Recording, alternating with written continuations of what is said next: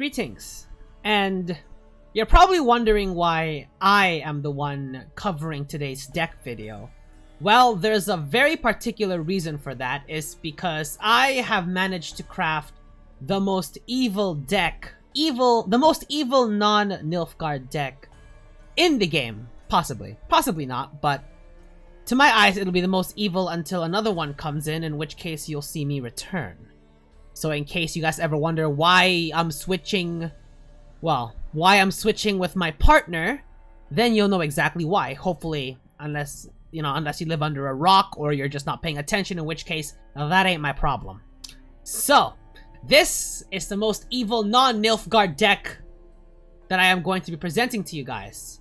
So, the idea behind this deck, actually, this deck stems from a deck that I actually took on a stream. That particular deck was running pirates and ships, and it had Regis. So I figured, why not try to make that deck, only make it a bit work for myself and, of course, against the current meta. So I want you all to listen up. I'm only going to explain this once, and then I'm going to send you guys over to some gameplay. And if you guys did like this video, be sure to leave a like, and of course comment any changes you guys would think would be better. And of course, you better subscribe for more Gwent content, because why shouldn't you? Why shouldn't you see more of moi? So, this will be a Patricidal Fury deck, of course, because if we are going to be playing Regis, although because Skellige is actually very good at being able to ping your opponent's units so that you can actually line Regis up, it's not so bad. With Patricidal Fury, it kind of makes it almost instantaneous in a way, because you can play Patricidal Fury and Regis together. By the way, if you have no idea what I'm saying, be sure to take notes so that you can keep track when you guys watch the gameplay. Maybe you guys will actually make something out of yourselves for once. So, as the main star of this deck, we of course have Regis. Regis being able to damage all units in a row by 1, and it's going to keep repeating until it doesn't destroy a unit anymore. This card picks up a lot of crazy value, and especially with the way Skellige works, with you being able to damage a lot of your units progressively through the Dim and Light Longship, the On-Crate Longship, bleed cards like Savage Bear, cards like Hammond, and Wildboar of the Sea honestly is sort of like its counterpart. It sense like a lot of the combos that the bronze cards make, sort of part of it makes it up with Regis, the other one makes it up with Wildboar of the Sea. So, what I mean by that is, let's say in round 1, you're actually free to commit Wildboar of the Sea. And the reason for that is because all of your bronze cards pretty much help you build up to either Wildboar of the Sea or to Regis. It honestly doesn't matter. Wildboar of the Sea lets you damage every damage unit by 2, and every non-damage unit by 1. That's not exactly what it says in the text, but you know, I'm comprehending it for those of you who don't quite understand. But that's essentially how it works with Royal Decree. With Regis, it's a bit more calculated. With Regis, it's a little bit, I mean, they're both, it's easy to tell when you play both, but most of the time people expect Wildboar of the Sea and not really Regis. Although I have noticed when I see Patricidal Fury to almost expect Regis, it's almost like a necessity to have it, and I'm one of those people. So, next we got Royal Decree. Royal Decree, pretty straightforward, nothing more to say there. We have Morkvarg, Heart of Terror. If we're taking on any units, any monster units, for example, that get boosted, then Morkvarg is there to deal with that. Next, we got Crow Mother.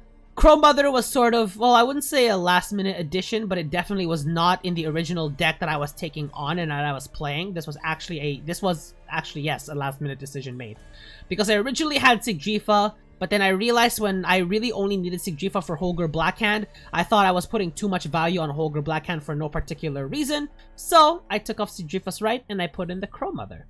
So the Crow Mother is there for my Alchemy carryover pointage, and that's pretty much it.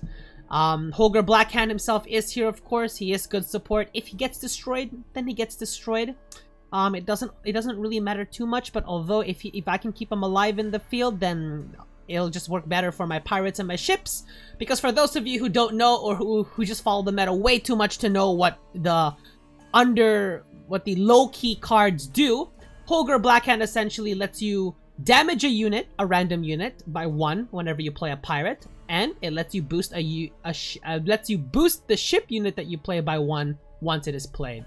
So right here, as you can see, in case you guys didn't understand what I was saying. If you guys don't speak English for whatever reason, then here you go.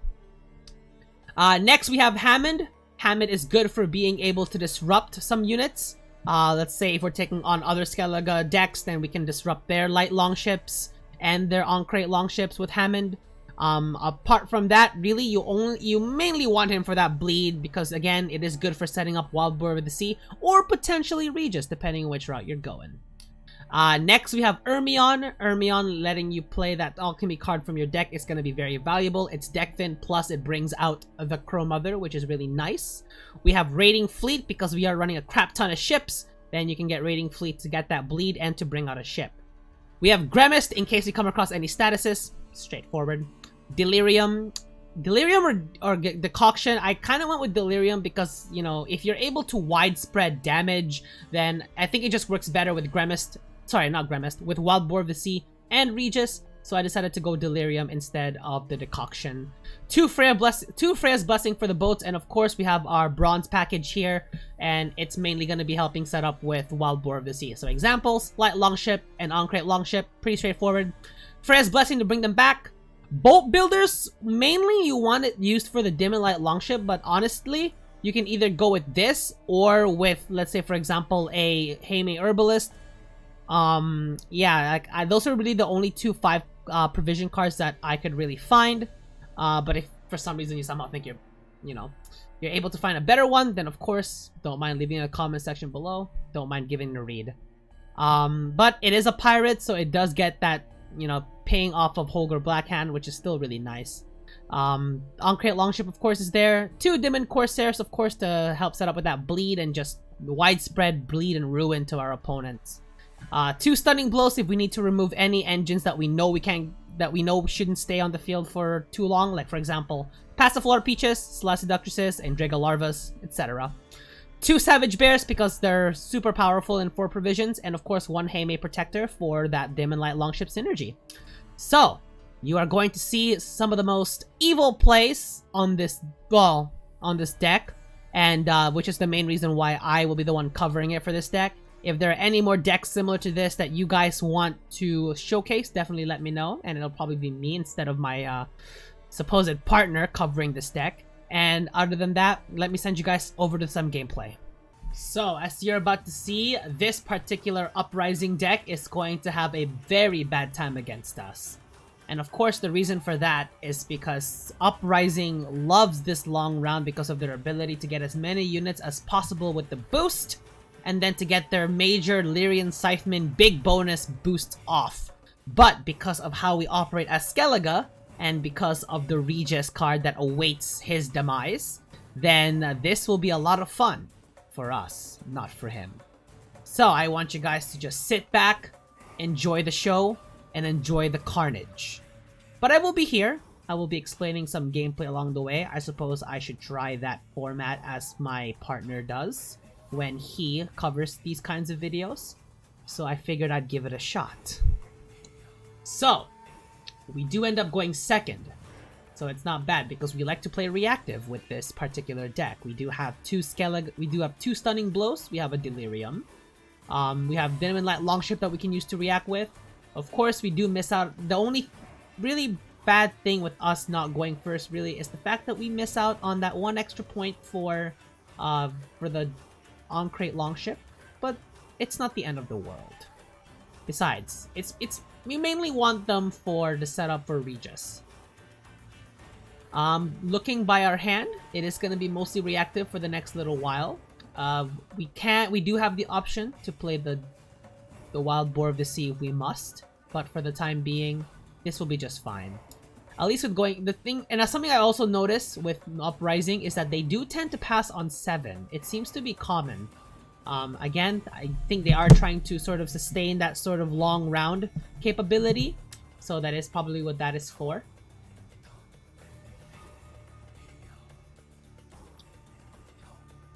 Here I think about trying to, I kind of have a problem here. I thought about potentially getting the Crow Mother out with Royal Decree, but I figured I'd just get Holger Blackhand out here, and the main reason for that is In round 3, when I'm trying to get all these engines set up, I feel like if I were to add Holger Blackhand as sort of an extra turn for setting up my ships and my pirates for points and for damage, I feel like with his ability to swarm, and it does go pretty quickly, I do end up being a little bit too slow. But then again, what does it matter if at the end of the day Regis just gets massive value? So he does play another Radovid's Royal Guards. As we see here, he does actually commit just a bunch of 4 provision cards, while we commit 2 5s and 1 8. It does look like we are committing more, despite the fact we are going second and that we're still losing. But again, none of it matters if Regis just gets big value. It's just beautiful. The sight of Regis just causing carnage and destruction, especially to swarm decks, it warms my heart. So as you do notice, he does pass there on, I believe, 6? So, no, he passed, never mind, he passes on 7 because he went first. Never mind. So here is just me thinking what I'm gonna play, and it's most likely the Savage Bear because the Savage Bear does need to be in the graveyard for the other one to get its double bleed capacity. That was a very unnecessary play with the Dim and Light Longship, but you know what? Why not? Just rub it in his face that Regis awaits his presence.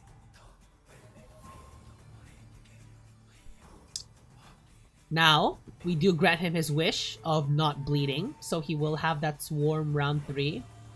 But we will need to be able to find Regis. We do guarantee Regis with the Royal Decree, so I am okay with it. The thing is, however, I do have 9 cards.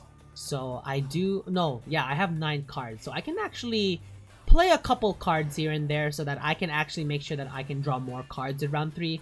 Now, of course, if you don't do that, it's fine. You do make up for those missing draws with mulligans. So let's say you pass here and you draw 1 card only. I believe you get 2 extra mulligans. So I think you get... No, you get 1 extra mulligan. But actually, I don't know. That's a very good question. I've never... You know what? Good on you, mate. You have come up with good questions to yourself that you should try and answer. I should probably test that. Or if one of you guys knows, please feel free. I will acknowledge it for once because I don't usually do that.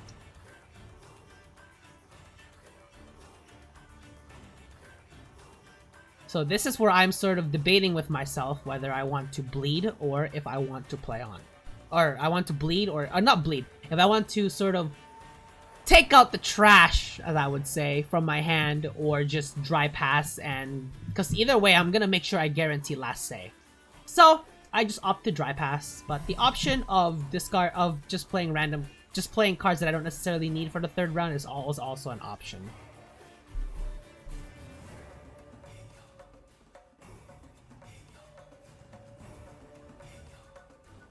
So at this point, he's just playing some cards, and this is what I thought was interesting. The fact that he actually chose to play Caravan Vanguard, as he considered that his most expendable card in his hand, was pretty interesting to me, because that sort of made me think that his hand was going to be either super powerful, or I don't know. Actually, I don't know.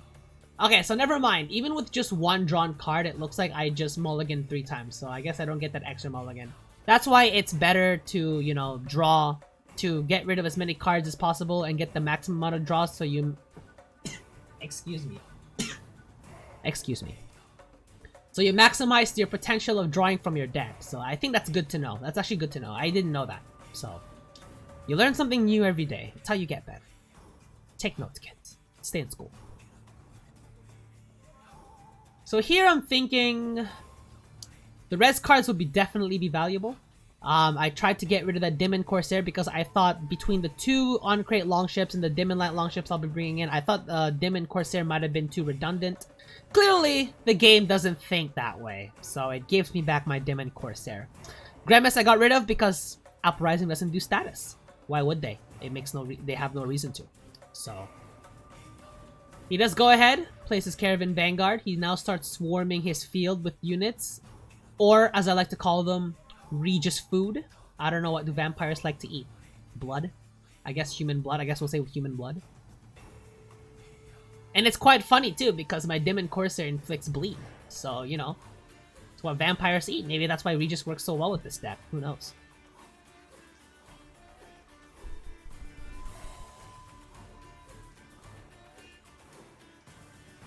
I like to flail around with my mouse a lot, even though I don't really need to. Sometimes I'm also trying to explain things to myself because that is how I try to get better. He does opt to play Boiling Oil there, so that is sort of 2 points less he is getting though. But you know what? Fine by me. That's 1 less tech card for my on-crate Longship. And obviously he can't Visigourd it because there's no way he's getting those charges. And Falibor does nothing. And speaking of Falibor, that is also one of the reasons why I got rid of Demon Corsair in the first place, because I didn't want him to be Falibor target, so... He does bring in another Caravan Vanguard with the reinforcements. So he is now starting to actually swarm his field, and he is now starting to set up my Regis for me. At this point, I just go ahead and place Sigifus right. Oh, then that means this particular game didn't have Crow Mother. So I will show you guys sort of the 2 different versions, but I will link the deck list that does have the Crow Mother because I think overall it's just better with the Crow Mother. Again, Sigifus Right was really only mainly used here for that Holger Blackhand. That I was just overvaluing him when I really didn't need to. But on the upside, all my ships are going to get boosted and all my pirates are going to start allowing him to ping units. So Holger Blackhand still serves a purpose. The thing with Northern Realm is they're so busy trying to swarm themselves that, like, it's almost like they just invite you to attack them at will. And you just go ahead and attack them at will, and it causes them to panic and scramble and forfeit. And all that chaos is music to my ears. It is absolute music to my ears. He plays a Cairo Ballista, trying to look for a way to deal with my Demon Light Longship, but my Stunning Blow will make sure that doesn't happen, of course. Or, sorry, not Demon Light Longship, on-crate Longship. See, that's what I hate when 2 units have the exact same, has one name in there that's so exact that it's like, I can't just say Longship without indicating what to refer to. Ah, yes, something I should also mention, this particular deck has the Tide Cloak ship that you don't honestly need because it doesn't really help at all with setting up Regis or Wild Boar of the Sea. So, it might have sounded weird, and also it disrupted my raiding fleet, which I didn't like. Like, I would have loved to have, like, my Denim Light Longship here instead. So if you guys want to know the changes I made, because I'm not going to link this deck, is I got rid of Sigifus Right for Crow Mother. I got rid of Tide Cloak Hideaway for Heime Protector. But at the end, it doesn't matter. And you will see exactly why I chose to showcase this deck, even though the deck list is not the same as the one in the intro. And if you guys didn't bother to listen to the changes I made, well then, that's not my fault.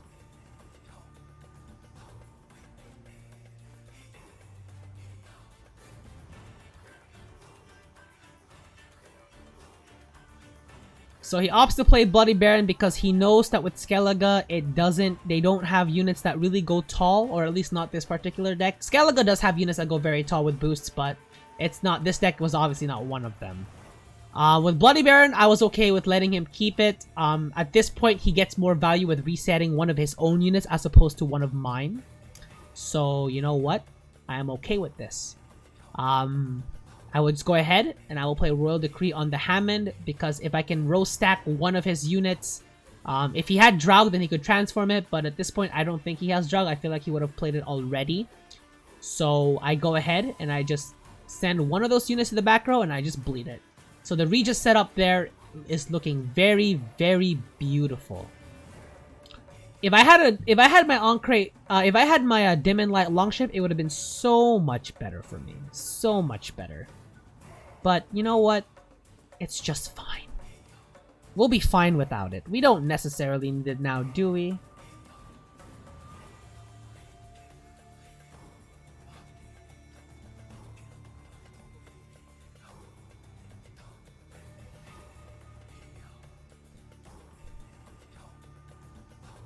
So he does go ahead and reset that 1 into a 3, because at that point, that's where he's getting the most value from.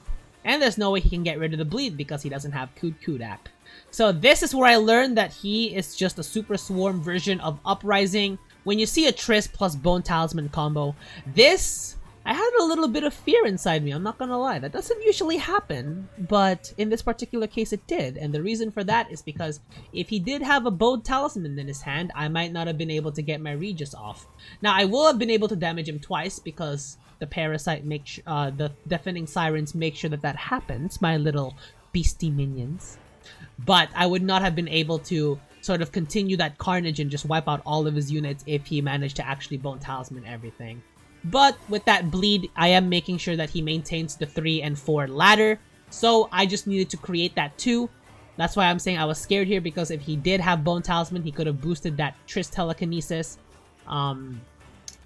He also had uprising charges, I suppose, which he also could have used, but he didn't seem to have used. I think he did try to use it this turn. Yeah, so he did use one on the Caravan Vanguard, used another one on it. I feel like if it was me, I would have boosted the Caravan Vanguard that was bleeding and Triss. Because you were still gonna get a pretty strong Lyrian Scytheman despite the fact. This is where I think he makes the mistake that cost him his life, or I guess in layman's term, this game. Putting that Visigoth on the back row sort of ensures my victory there, because now you will see the magic. Ladies and gentlemen, I present to you a work of art. Please meet my friend, Regis. Watch him wipe out this entire board. Rest in peace, Uprising. Let's move on to the next game, because he just passes here and pretty much surrenders the game. And that will be it for the first game. Now, ladies and gentlemen, I present to you the second game, and honestly, this one hurts me a little bit because I am taking on a fellow Skellige deck, but at the same time it warms me because this showcases why this deck can be so evil. But I cannot fully blame myself because some of the actions he did also led up to his demise. And that's not a prediction, ladies and gentlemen, that is a spoiler alert. So we do end up going second for this particular game, and our setup here is much nicer. We have a decent opening in Crow Mother, although the On-Crate Longship is also a good opener. But going second does mean that we do miss out on that extra point from the Light Longship, or we miss out that tech card that we could possibly get out of him, in which he'll have one less tech card for the third round. So he does go first. Starts off with the Crow Mother, and let's get Roach out. And this is where I started to sort of wonder, because why on earth is someone running Roach in a second wind deck? The first thing that comes into my mind that is he might be running the Corrupted Flaminica Beast deck. He could also be running Axel 3 Eyes to ensure beasts come out. But at this point, I had to be on my toes because now I'm not playing a deck that I'm usually familiar with. So he does go ahead. He does play, I don't remember the name of that card, but ever since it got buffed, it got more powerful. So I just go ahead. I just play Dimon Corsair to get the bleeds going and to start setting up my Wild Boar of the Sea, because Wild Boar of the Sea and Regis are not exactly a good fit together, because you want Regis ideally to eliminate all the units on one row, while you want Wild Boar of the Sea to get have more units, more damage units on your opponent's side of the field to get more value. So I just go ahead, I do my very best to get rid of those Crow Clan, I don't remember the name of those cards, but you kind of get what I'm saying. Because if they're bonded, they get boosted by 2 per alchemy card. So I make sure I do my best to get rid of them. As you can see, he has a 3-point decoction. Very good for you, mate. Hope you're proud of yourself because, yeah, it's not gonna go well for you here. I go ahead and play my Savage Bear because obviously I do need it to be in the graveyard to be set up for the second Savage Bear, of course.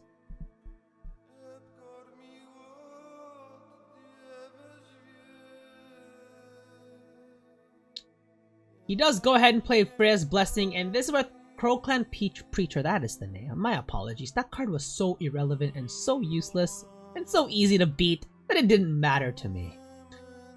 So this is where I started to wonder, wow, he's really investing in these Crow Clan Preachers. I wonder why he doesn't just wait until Detonate comes up before playing them. But I guess he wants to win round 1 that badly. So obviously I was not going to give it to him without a fight. A common rule of thumb is usually I like to fight as much as I can in round 1 as long as I'm within 10. If I am playing monsters, I'm within 15 because of Eater plus Thrive. So he does play Mata. My guess is this guarantees that Gedenaith comes out, because at this point I'm not thinking that this is a Wild Boar of the Sea plus Dagur deck, because he's running a bunch of Alchemy, Priests, and Druids. So I don't think this is going to be a Wild Boar plus Dagur deck, unless he's mixed them both somehow, in which case kudos to him. Bravo. So he does play Mata, gets up the Gedenaith. This is where I actually do consider passing. Now, despite the fact of what I said, I'm also trying to look at the cards I have in my hand. And I see a Savage Bear that will not get 2 charges unless that other Savage Bear is in the graveyard. And unfortunately, I cannot do that damage myself. I have to rely on my opponent getting rid of it for me, which obviously he won't, because he knows that the second copy will make it even more powerful.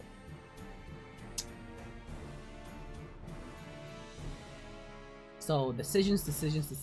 I did need to try and win.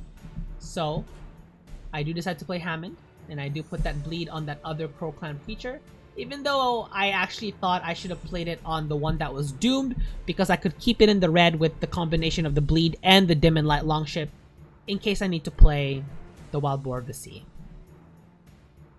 So he's just creating more units actually here for me to hit with my Wild Boar of the Sea, but then I also thought that Crow Mother was there, so if I did get rid of it with Wild Boar of the Sea, then it would just come back at full value.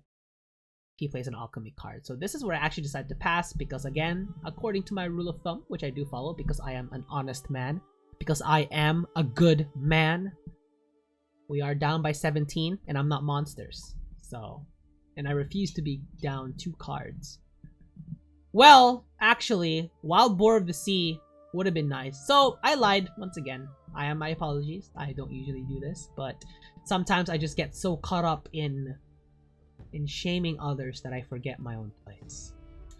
Yes, that is correct. My Wild Boar of the Sea still had reach. That was why I played Ermion instead of passing. And as you will see here. So forgive me for that mishap for the time being.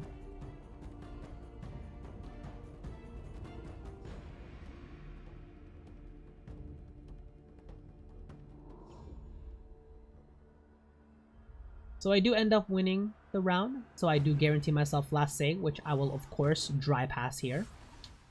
Just because I find that final say is just a bit more valuable than being able to bleed your opponent out of their good cards. Plus, what's a little fun, if they don't have, the more units they have on the field, the more blood that Regis gets to feed on, you know?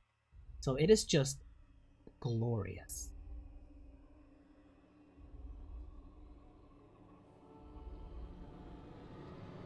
So we're actually going to go ahead and we're actually going to skip this part, because A, this part actually bores the living shit out of me.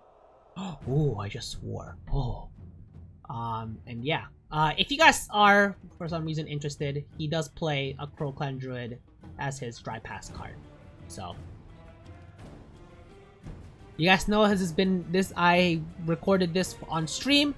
So if you guys don't follow me on Twitch, then you should follow me on Twitch. If you guys are having a problem with the way I'm trying to run my videos here, then that ain't my problem. It's my choice. So, final round start. What will our opponent do first? So he actually decides to immediately start with Gedenaith. So it looks like he wants that value early, which is interesting. Now I'm going to start it's time to begin the carnage, ladies and gentlemen. You will see round 2, and you will also see why I considered this the most evil non-Nilfgaard deck I have created thus far. Doesn't necessarily mean that it is the most evil non-Nilfgaard deck, but it is evil. It is up there in that range of decks that I find evil.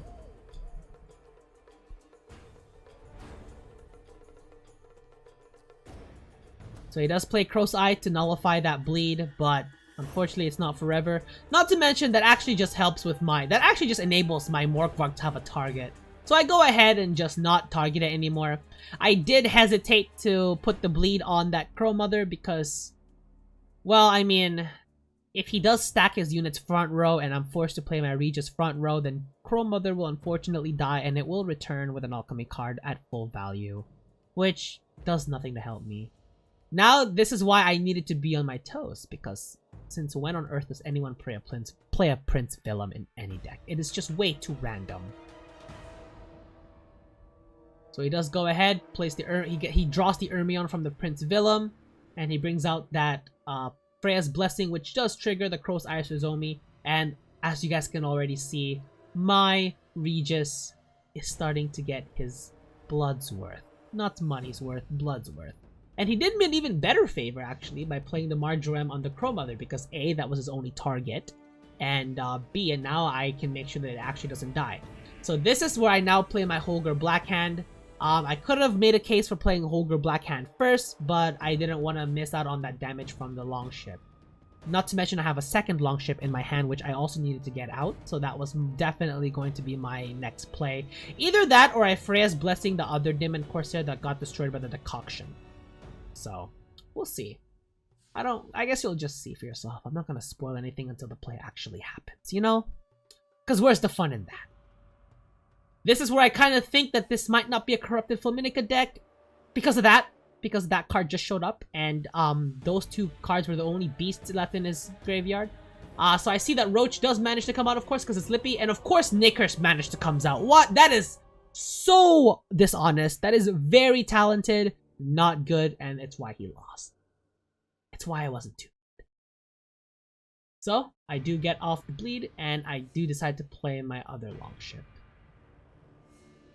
So now, my opponent will be taking 2 damage per card played instead of 1. And I guess playing the Demon Corsair might be a little bit better because I could have at least guaranteed 2 bleeds in less turns, but you know what? It's fine, I didn't mind this. Like, look at that, 2 points of extra damage. Now I play Stunning Blow to get rid of the Preacher and ensure that it never comes back, or do I? Ooh, do I? Nah, I do. I do. Because it's doomed, it will never return. At least not for the remainder of the game. So, he's only stuck with 1. Now he does play a Crow Clan Druid, but the curve for Regis still exists. It still exists, and you guys can already see how. But that's not the reason why this is an evil deck. Not the way I considered it anyway. You're going to see why soon.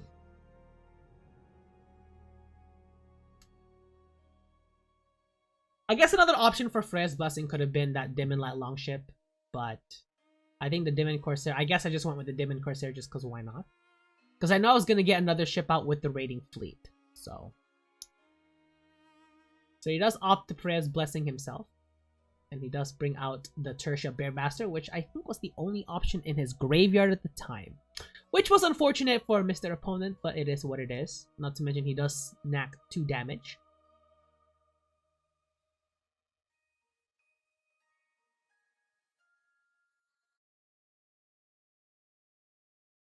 This is where I didn't really want to bleed any units in the back row because, well, I already knew that this was going to be the Regis setup. So I was sort of deciding what to do. I did not want to bleed that Preacher because that was going to be the Morgvarg target. So I just opted to bleed Knickers. Now I have an even harder decision with the Bear.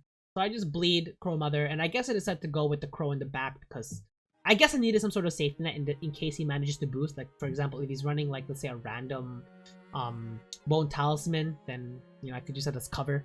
And he could have used the Crow's Arizomi to fill his entire back row, but I guess he didn't want his Axel to be bricked. And not to mention, this is why this is an evil deck that I considered, because Patricidal Fury does have the capability of filling up a row with units, so you can actually use it to cuck over some Great Oaks if you wanted to.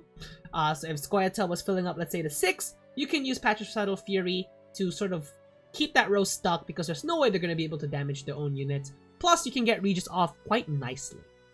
So there, I decided to actually forgo Regis until the very end, and I just play Morgvarg, just playing a complete evil man. But you know what? That's who I am. It's what I do, and that's where my value comes from. You never actually get to see Regis in action. Again, another showing why, you know, it's such an evil deck because you guys don't get to see the fun. You don't get to see the chaos. But that will make up this deck guide video. Would you even call it a deck guide video? I like to call it a showcase of chaos. I like that. I might call it that instead.